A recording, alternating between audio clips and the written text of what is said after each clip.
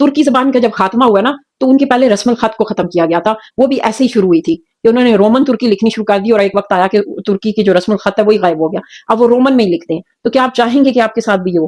تو this is the least we can do. Urdu کا قتل، جی ہاں آپ نے بالکل درست الفاظ سنے، اردو کا قتل ہو رہا ہے اور ہم سب اس میں برابر کے حصہ دار ہیں، میں بھی اور آپ بھی.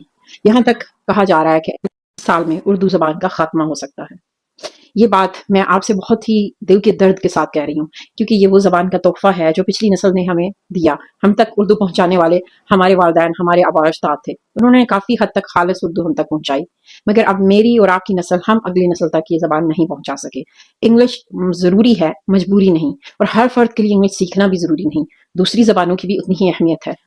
لیکن انگلش بولے مگر اردو کا قتل کرنا کیا ضروری ہے؟ یہ رومن اردو تو میں ہاتھ جوڑ کے کہتی ہوں، اس سے بڑا ظلم نہیں ہے اردو کے ساتھ. کس نے آپ کو کہا ہوا ہے کہ رومن اردو؟ اول تو یہ کہ ہر فون میں اردو کا فونٹ موجود ہے. آپ خود کو بس لوگ کہتے ہیں نہیں ہم سے صحیح ٹائپنگ نہیں کرنی ہوتی ہمیں، تو بھائی کرنا سیکھے نا، انگلش کا بھی تو سیکھا ہی تھا نا.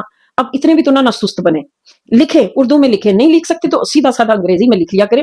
خدا کے لیے اردو کی ٹانگیں اور بازو نہ توڑے اس کو. وہ پہلی بیچاری جو ہے نا وہ بالکل وہ بستر پہ لگی ہوئی ہے اور موت کا مرگ اس پہ طاری ہے، تو اس کو بھی مزید اضافہ نہ کریں. مجھے کوئی رومن اردو میں میسج لکھے تو میں فوراً جواب دیتی ہوں، مجھے نہیں پڑھنی آتی، دوبارہ لکھیں. آپ سوشل میڈیا پہ کمنٹس کر رہے ہیں، ٹیکسٹ میسج بھیج رہے ہیں، میری آپ سے درخواست ہے کہ رومن اردو سے مکمل اجتناب کریں.